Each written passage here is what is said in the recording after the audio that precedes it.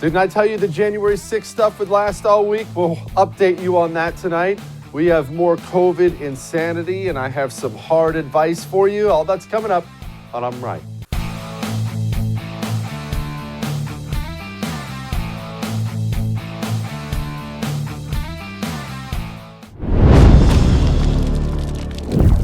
Everyone's sick. Every single person I know in this country right now is either sick, just gotten over being sick, feels like they're in the early stages of being sick. And I know that's a weird thing to start out because we're going to talk about COVID and COVID restrictions and how Biden's an idiot and why you should move and all these other things. But I just want to pause for just a brief moment and say this. We've become a nation of hypochondriacs now. And this is what I mean. 2 years ago, before you ever heard of coronavirus, 2 years ago, if you got the sniffles, woke up with a headache, little cough, whatever the case may be, okay, probably go grab that thermometer you keep in the house, stick it under your tongue, check your temperature. Am I running a fever? No. Am I sick enough? Should I go to work? Should I send my kid to school? Is he okay? I guess I should probably stay home today. Body's aching a little, pop a little Tylenol, go to bed, nap a little bit, wake up, have a cup of coffee. That's how you would have conducted yourself. That's how most people would have conducted themselves. But then coronavirus hit our shores. And it's been nothing but fear and fear and fear and fear and fear pushed on you.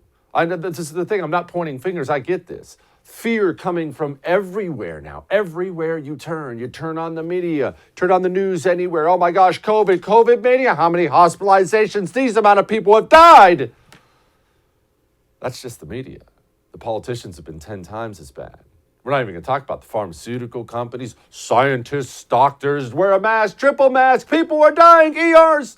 You've had nothing but fear blown in your face forever.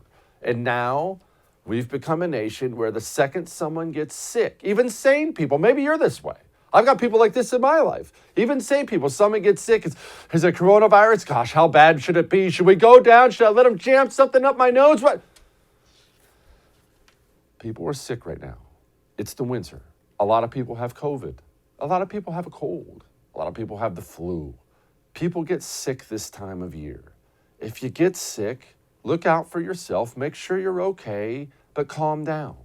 Look, COVID transmission right now, it's all over the place. I actually had to go get my oldest son a strep throat test yesterday because he's sick as a dog.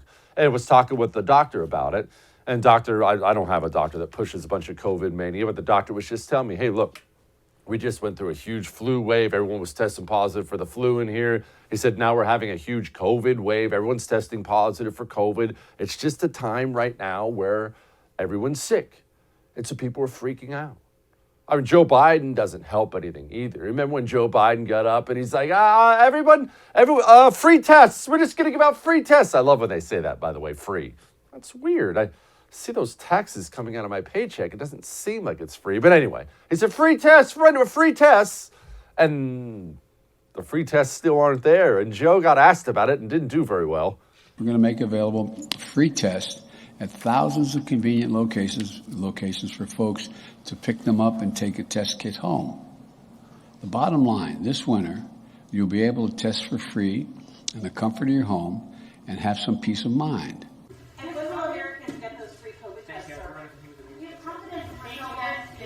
Are you going to break up the big four meat packers, Mr. President? All right, guys. Thanks, guys. You're confident in your puppet, too? Okay. Thank you. Is the president broken? Boom, boom, boom. Is this thing on? What? Okay, so look, let's be honest about the Biden things. We're going to move off of Joe Biden here. But let's be honest. It's not just that he's an old, broken down, mentally unwell old man. He's surrounded by a bunch of communist lunatics who don't have any real-world experience. They don't have any plan. They never had a plan for coronavirus. They had a plan to win an election. I'll shut down the virus. And then they were just kind of hoping the vaccine thing would work and COVID would go away. Well, vaccinated people are getting and spreading coronavirus, so cases are still way up. Deaths are still way up, which is weird. They don't have a plan. There is no plan. But let's be honest about this. It's okay. Right now, we are blessed to live in a nation where we do have other treatments available out there. Got tons of medicine, tons of ventilators in the United States of America. Right now, Omicron is the dominant variant right now. That's what they say in this country. Well, let's remember, Omicron has been described by the person who discovered it, the doctor in South Africa, as a mild cold. We see all these hospitalizations in places like South Africa, people testing positive for Omicron. Well, the overwhelming majority of them, they aren't there because of Omicron. They're there for something else, and they just happen to pop positive for coronavirus while they're there. We're doing okay. You're going to get sick. You might even get coronavirus. You're going to be okay. We can go back. We can rewind mentally to where we were just a couple years ago, where you wake up, little fever. Okay, I think I'll stay home from work today. Won't get anyone else sick. We don't have to become a nation of people worried about who's sick. Is he sick? Oh my gosh, he's sick. Stay home 10 days. We're all going to die. We don't have to be that. And back to what I was saying before, I do sympathize if that's where you are. Because when you have your cultural leaders out there pushing panic every single minute of every single day, it's hard to not succumb to that fear. It's just very, very difficult. When you have the Surgeon General out there running his mouth about things like this, I mean, people are going to believe it. Now, in the next few weeks, it will be challenging for some schools, given the rising cases. We know some schools may have to make temporary emergency decisions based on their staffing in particular. But our goal should be to make sure that these disruptions are short-lived and we can get our kids back to school safely. Our best chance of doing that is to implement the mitigation measures that we know have worked and to get our kids vaccinated. I love that last part. The mitigation measures that we know have worked and to get people vaccinated. It's so weird because all the COVID surges right now are in places like New York. Isn't it amazing how we're never allowed to question the mitigation measures, the lockdowns? Doesn't seem like they've worked at all. Still to this day, some of the highest per capita rates of coronavirus in the United States of America are the heavily locked down areas. I've got news for you. None of these people know what they're doing. They don't know what they're talking about. And they don't have the guts to change directions and go a new way. And let's talk about kids. I know you know this by now, but let's address this when it comes to kids. Kids are at virtually zero risk of dying from coronavirus. Yes, there have been hospitalization of teenagers. Most of them are morbidly obese. Once again, we know what this virus is.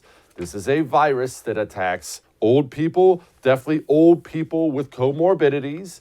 And this is a virus that attacks fat people, young and old. I understand some people are fat. It's okay.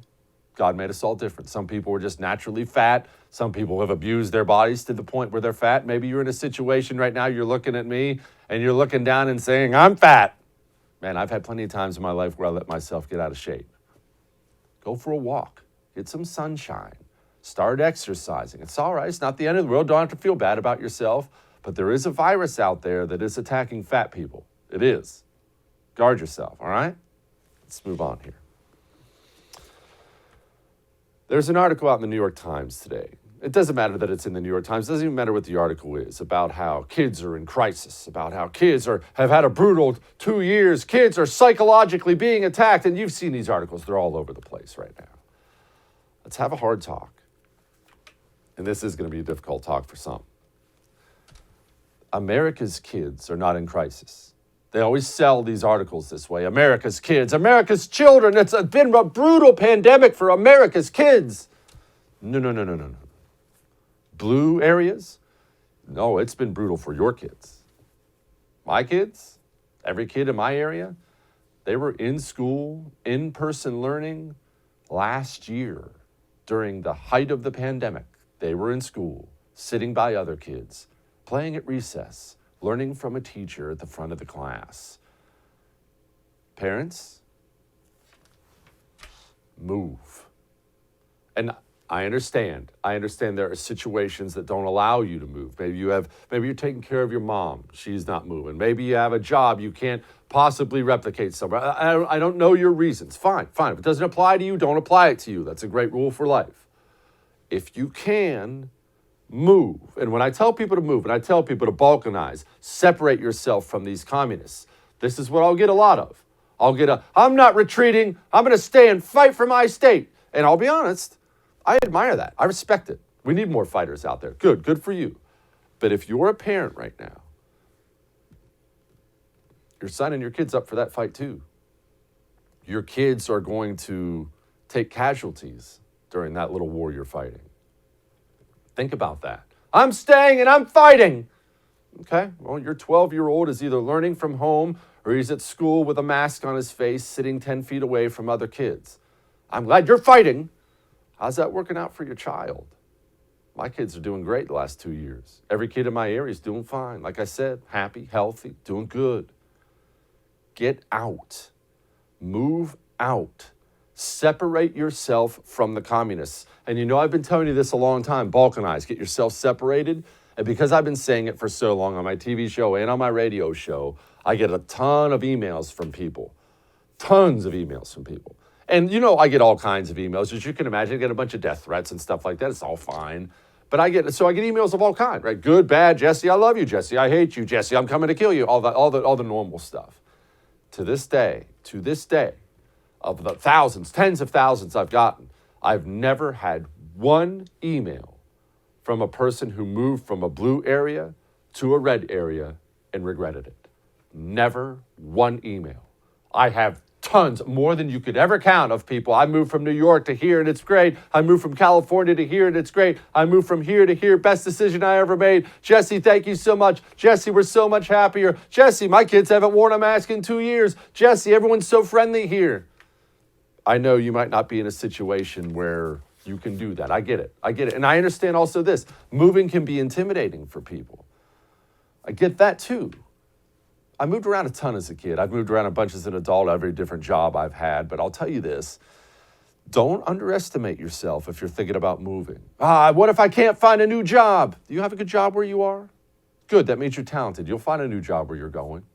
But the kids, they're friends. There are more kids where you're going. If your kids have friends where they are, they'll make friends where they're going. Don't underestimate yourself. If you're at all able to do so, pack up your stuff, leave your hellscape of a blue area and move to a red area and enjoy the rest of your life and allow your kids to have some semblance of a childhood. Look at this from the Today Show. These people aren't about to let your children go. What's the recommendation for our youngest learners? Okay, so we talked to Dr. John Torres about this because I actually just sent my kids out the door this morning, minutes ago, with 2 masks. He says obviously the KN95 and N95 are the most effective, but it can be really hard to find them in small kid sizes. And also to keep them on your kids all day, they're not the most comfortable. So the second best option is to make sure you have a kid-size surgical mask. And by the way, look at what a difference the kid-size mask is from the adult size. So you really want to make sure you have one that fits your child's face. And you want to layer the cloth mask over that mask. So the surgical mask goes on first, and then the cloth mask. Don't do that to your child. In fact, take that mask your kid has, take that mask, and then crumple it up in a little wad and chuck it in the trash. Stop putting masks on your children. If you're in a place where they force masks on your children, put your home for sale, pack it up, and move, so they can have some kind of a life. Unless, of course, you would like Randy Weingarten to continue to guide your child's education. In terms of vaccines, I think what Gavin Newsom did in California is really the best model, which is that the semester after they go from emergency use to full authorization, and the FDA has done everything that they need to do. That's what California has said. That is the semester that they become mandatory. But and you right support now, that nationally? And I personally support that. The union hasn't taken a position on that. Why not? Personally, I support that, and because we haven't, our California Federation has, and they support it. And generally, I believe that we will take that position and support. Mandatory. You want that person guiding your kids? No? Get out. Move someplace better. Look, these people are insane, and they're not backing off. They're not slowing down. And again, I do have to ask. I'm going to play you a little clip from Dr. Fauci. And as you watch this clip, I want you to have this question in the back of your mind. I know you've heard it before. I didn't come up with it, but it's a great question. Why do vaccinated people need everyone around them to be vaccinated for their vaccine to work. How should vaccinated and boosted people behave? Can they go into a restaurant, eat safely indoors right now? You know, when you're having such I call it a tsunami of infections, Dana, we are seeing people who are vaccinated and boosted who are getting breakthrough infections. So when you're in a situation where you have so many infections going out, the thing that you want to say is that if you want to do things like that, better do them in a setting where you know the people around you are vaccinated and boosted. So if I got the vaccine, I got my booster, I don't know how many they're on now, I don't know. So I got the vaccine and I got my booster. I have to make sure I'm surrounded by people who also have the vaccine and their booster? Why? What's wrong with my vaccine? Oh, never mind. I'm sure there's nothing to that. I do appreciate guys like Heavy D, though, out there finally just giving it right between the eyes. What's with all the hysteria anymore? You look what's going on in other states. They're letting hysteria drive them to doing really damaging things. We thought that people had learned. They're closing schools. They're doing things that should not be done. And that is not the way you deal with this. And so, we are 100% committed to making sure that people are able to live their lives, that our kids are able to get an education, that people's businesses are able to operate, and that people have jobs. And so that is just non-negotiable.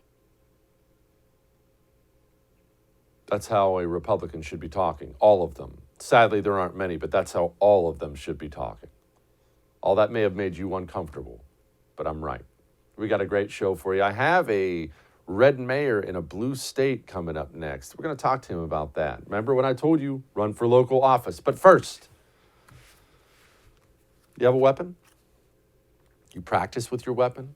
Maybe you carry it concealed? Let me ask you, where'd you get your holster for it? Where'd you get your sling for it?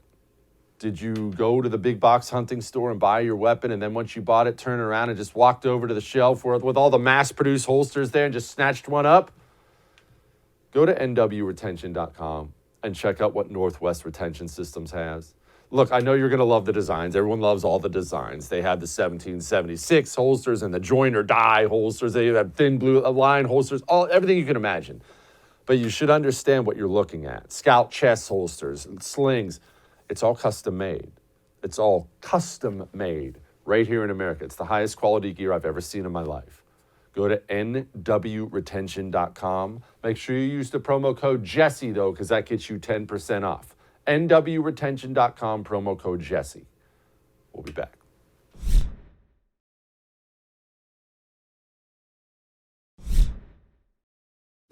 You know what I admire, what I've admired definitely for the last 2 years when it comes to coronavirus? I've admired people who've done hard things. I've said this before. It's easy for me to come on here every single night on the first and rail against vaccine mandates and Fauci and all this insanity. But the first lets me say whatever I want. I'm encouraged to do that. That's easy. You know what's hard is doing that in enemy territory. I wanted to have this guy on because I admire what he's doing a lot. He's the mayor of Orland Park, Illinois. His name is Keith Pecaw, and they have a vaccine mandate right now. Officially, they have a vaccine mandate, and the mayor has said, actually, not my people, we don't. Mayor, first and foremost, why take this step? It can't be an easy step to take. I'm sure you got all kinds of heat breathing down your neck at this point in time. Well, we've taken the step over mask mandates, vaccine mandates, now vaccine passport mandates. I don't believe, my board of trustees don't believe that mandates are effective. We think instead what we should be doing as government is giving people the best information available and let them make the decision that's best. No one knows their medical situation better than them and their doctors. Let them and their doctors make those decisions for themselves. Mayor, what has been the response, not from the left, but what has been the response from your people, the people you serve in Orland Park? I think the response has been overwhelmingly positive, and I think that you go back into April when my reelection came up, I was reelected, as were the three trustees that I ran with. And if you look at that relative to all the mandates that we also said we were not going to follow in the previous year, I think that speaks volumes that the people supported us. We have a little video clip of Chicago Mayor Lori Lightfoot I want to play for you here. What we're hearing from a lot of folks, particularly business people, is they want to create a safe environment, and they're grateful for us imposing this vaccine mandate in entertainment venues, so restaurants, bars, gyms, and the like. I want to ask you about that specifically, not the people, but businesses. I've been railing on this for a long time. Businesses, they can't withstand more mandates. They're already having a hard time getting by. What are you hearing from business owners in your area about you standing up to this garbage? I think that universally the business owners are happy that I'm standing up to it. Some of them are still enforcing it because they feel like the county will come down on them and there will be some kind of hell for them to pay. And not from us. We will not enforce it. But they are happy that we're pushing back on these mandates, and they have been from the beginning. Shifting gears here, a lot of people remember Jussie Smollett, or however the heck you say his name, when he, of course, faked a hate crime against himself. And initially, all charges were dropped. Now, obviously, as everyone knows, they came back around on him, but all charges were dropped. And there was a Miss Kim Foxx involved. Who is Kim Foxx, for people who don't know? Kim Foxx is the elected state's attorney for Cook County, which includes Chicago and obviously the rest of the county. I think it's the second biggest county in the country. That's who she is. And she has operated a revolving door policy of catch and release since she's been elected, and she was reelected after implementing that policy. She believes in criminal justice reform, and in her mind, that means that instead of acting like the county's prosecutor she's been elected to be, that she is actually their public defendant. Mayor, thank you so much. I appreciate it. Thank you very much. Thanks for having me. All right. We have Charles Marino coming up next, but first, your home smells. So stop. I'm not insulting you. Everyone's home smells. It's just living in a home for a while creates odors. Maybe you have pets. Maybe you cook in your home. I'm sure you probably do cook in your home. Maybe you're still living in 1980 and you smoke cigarettes in your home. Whatever you do, your home acquires odors. They soak into the carpet. They soak into the paint. It just happens. Eden Pure Thunderstorm's amazing. It's more than an air purifier that took away my allergies. It takes odors out of the air. And you notice I said takes it out of the air. It doesn't cover it up. It's not that weird oil thing you have plugged into the wall. It actually removes odors from the air. That's why they call it the thunderstorm, because it cleans your air the way nature does after a thunderstorm. I own 3 of these things, 3 of them. One in my bedroom, one in my kids' room, one in the living room. You can own 3 too right now. If you go to EdenPureDeals.com and use the code Jesse, you can get a 3-pack for under $200 right now. It's my deal. It's because I have 3. EdenPureDeals.com, code Jesse. Just get it. You will enjoy it. The emails I get from people who buy this thing and love it, they're endless. It's wonderful. EdenPureDeals.com, code Jesse. We'll be back.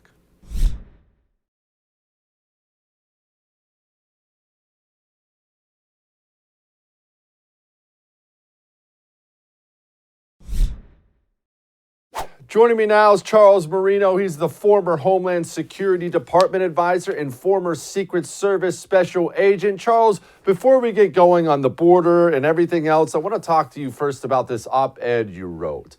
Sure. Explain this op-ed you wrote. I want people to hear it from you. Defunding the police and coming home. What are you talking about?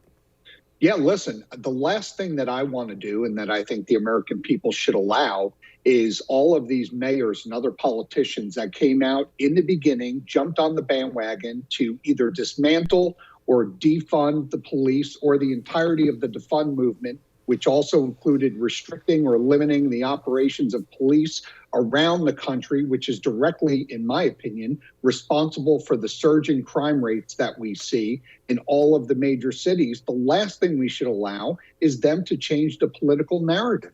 to the tune that they've always supported the police, that they're able to just switch their positions and say, listen, we always thought that the police were required, that enforcing the law was required, when in fact, from the very beginning, the last thing they want to do is enforce the law and support their police. It's very important that Americans remember this and remember it next time they go and vote for people to run these major cities. Charles, how did we, not all of us, I'm obviously not lumping you in with that, but how did we as a nation lose our minds for that brief period of time where that Black Lives Matter crap, that defund the police insanity really actually caught on? It became mainstream. Of course, it's insane. It's as if they've never talked to anyone in any of these cities and the bad neighborhoods in these cities. They need the police there. It's the only thing they have. And yet it became just mainstream. What? The cops are the bad guys, just a bunch of racists out there hunting down black men for sport. It caught on. Charles, that was mainstream.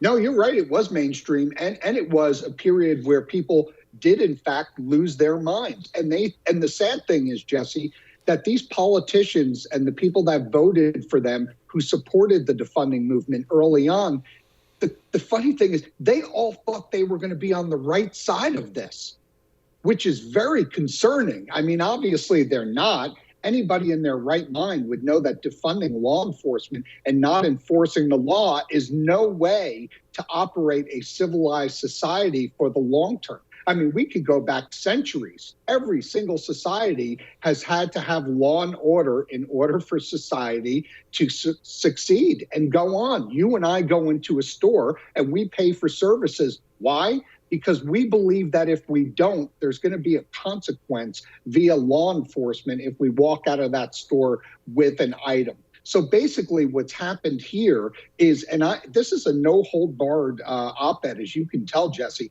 I name them: Antifa, Black Lives Matter. These were the groups that wanted to do away with law enforcement initially in places like Portland, Seattle, and Minneapolis, where not only did they want to defund the police, they actually wanted to do away with the police department in its entirety. Remember Mayor de Blasio with the civilian security patrol that he unveiled in Brooklyn, where he didn't allow the police to go in, but wanted citizens to just walk around and serve as a deterrent, putting everyday New Yorkers' lives in jeopardy?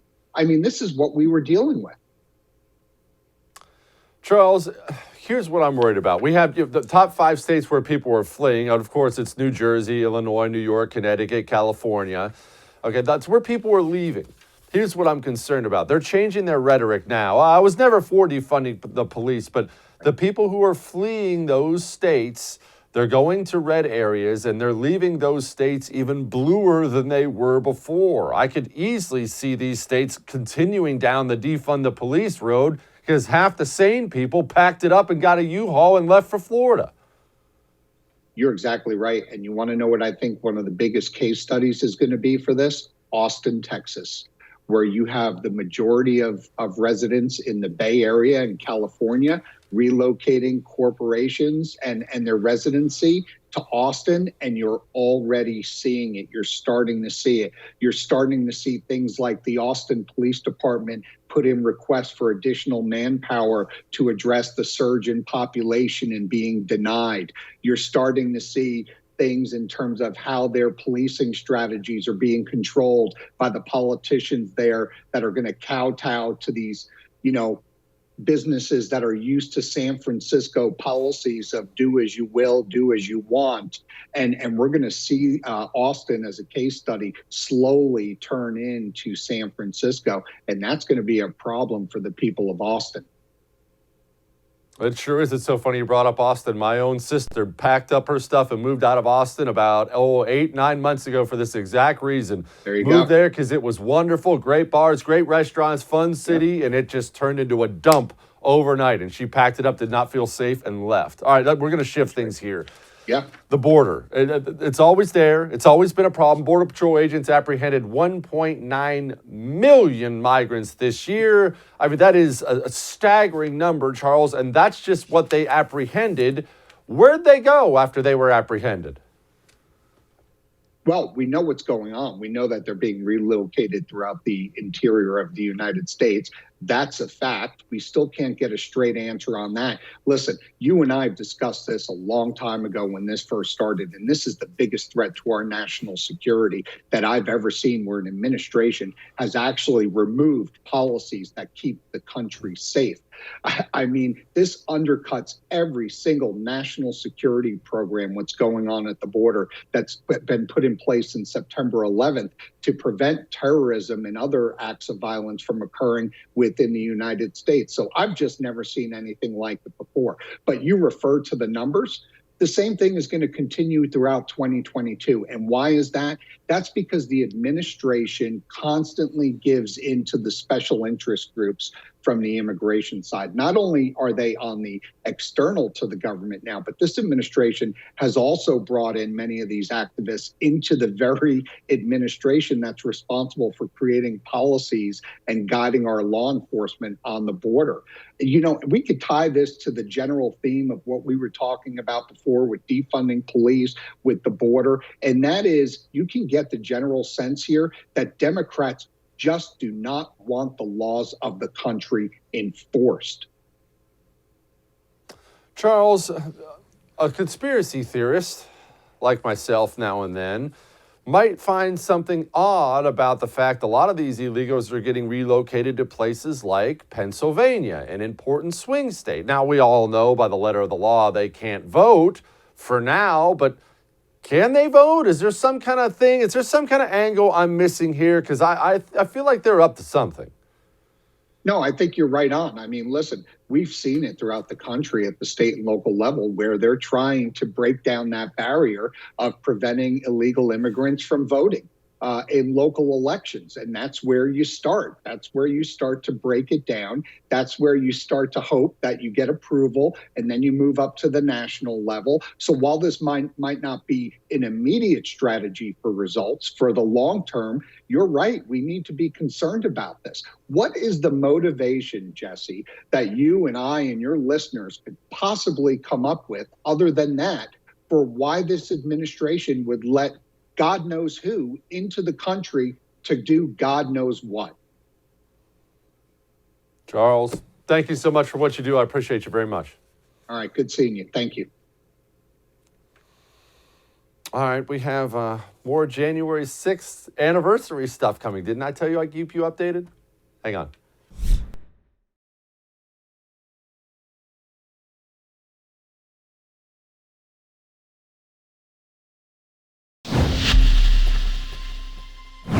I told you I was going to keep you updated all week on all this January 6th insanity, and I will here in a second. Chuck Schumer's an idiot, and Liz Cheney's an idiot, and we'll play all that for you here in a second. But first, I want to make sure we remember that day, because there's been so much said about it, and so much, what's that word they love to use? It starts with an M. Misinformation out there about it. I want to make sure the record has been set straight once again on January 6th. Donald Trump gave a big speech on January 6th. At no point during that speech did Donald Trump say anything to those protesters about storming the Capitol. Let's go take over the Capitol. At no point did he even indicate you should do anything like that at all. And then I remember, I'm sure you probably remember too, we started getting video out that day as it was happening. It looked like there were riots and people were throwing things. There was tear gas and windows breaking. And I remember I got a text message from one of my relatives saying they're storming the Capitol. And I wasn't even in a place where I was watching it. I'm looking, I'm thinking, they're what? Huh? What's going on? And we started getting really bad video out there. And from that exact moment, the media realized, and the Democratic Party realized, we have something here. This looks really, really, really bad. It was, think of it like the George Floyd thing. You know, no one actually cared that George Floyd died. None of the people who pretended like they cared about it, building statues about him. What happened was we had a bad piece of video, you watched it, cringed, and then the left, the communists, immediately realized we have something here, we can use this. That same thing happened on January 6th. Democrats saw they had something they could use to attack Donald Trump, to attack the Republican Party, and to, most importantly, this is really what they wanted out of it, to get the forces of government, namely the FBI, to aim their sights at their political opponents. It's an extremely dangerous situation right now. Let's remember, we're not very far removed from the FBI's counterterrorism officials meeting to discuss parents at school board meetings. That happened. So this worked. But that's what January 6th was.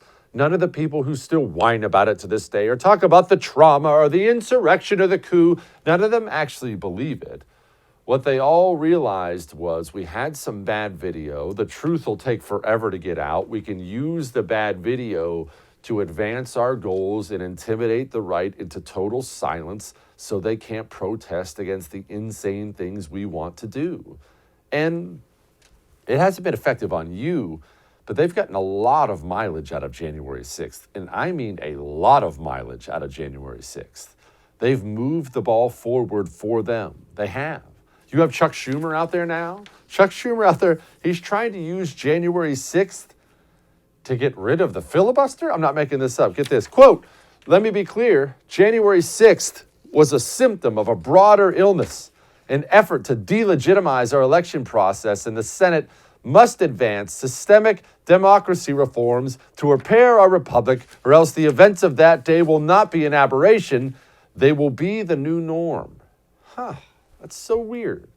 So a bunch of people walking into the Capitol on January 6th means we should get rid of the filibuster so Democrats can now pass anything they want to pass?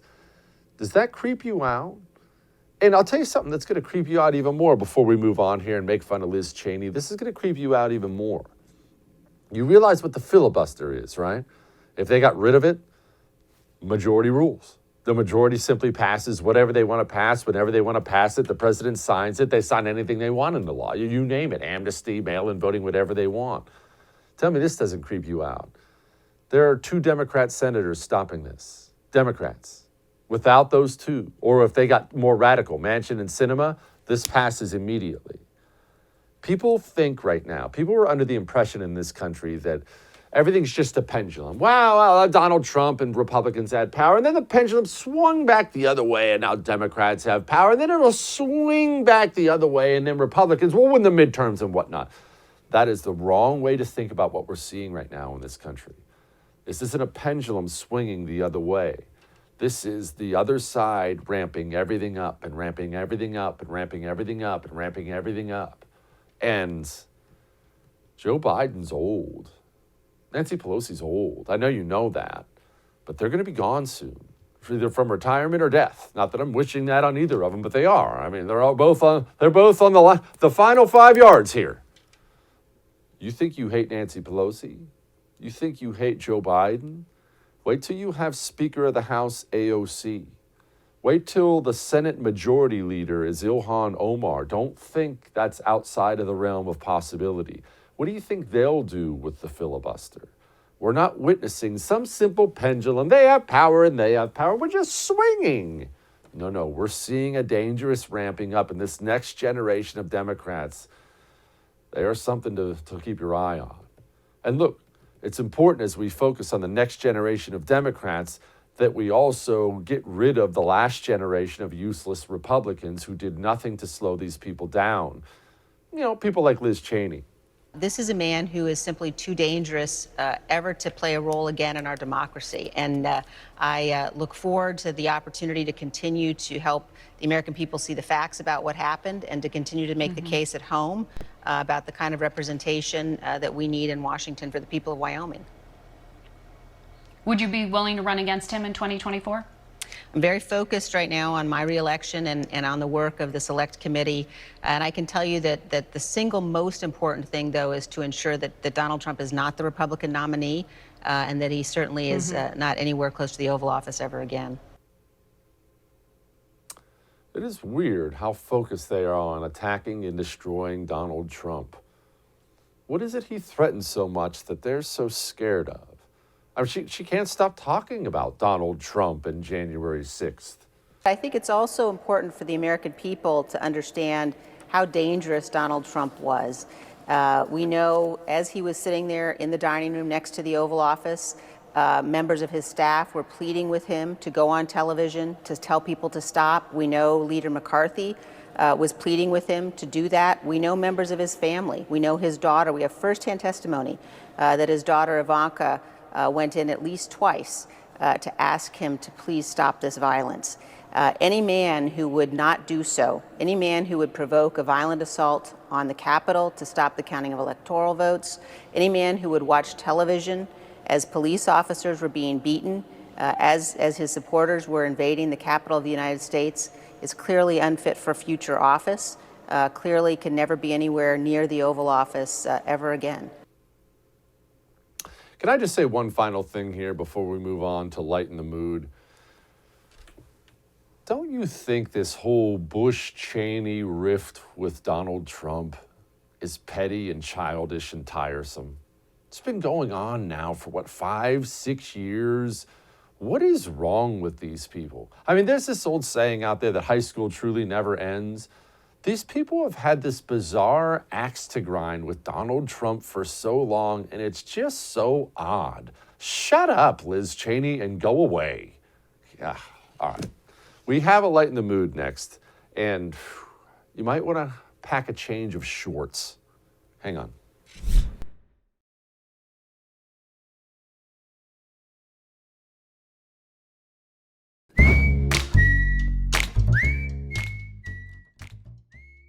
My producer sent me this video earlier today when we were thinking about lighten the mood, and I'll tell you, I was wishy-washy on it. I was right there on saying no, and here's why. The video is awesome. It's really, really cool. I'm going to show it to you. But you know, every now and then I show you an animal video, and I have to come on here and give this PSA. So I'm going to give this PSA again before this video. 1, don't try this at home. 2, wild animals are dangerous. Stay away from them. And I know, but look, I understand you've seen The Lion King 9,000 times, and the little lions look so cute, and you probably do this, and you probably do make little voices for them. Oh, look at Pumbaa, the wild boar. I want a wild boar. You probably do stuff like that. But in real life, wild animals will kill you. Stay away from them. All that said, this is pretty cool.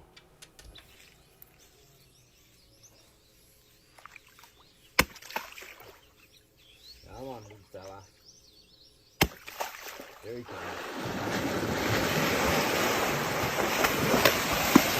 Whoa. All right, guys, don't forget, we're still operating into the wet for the Top End Safari Camp Day Tour. Come out here, see this big fella named Fordo and the rest of the crew.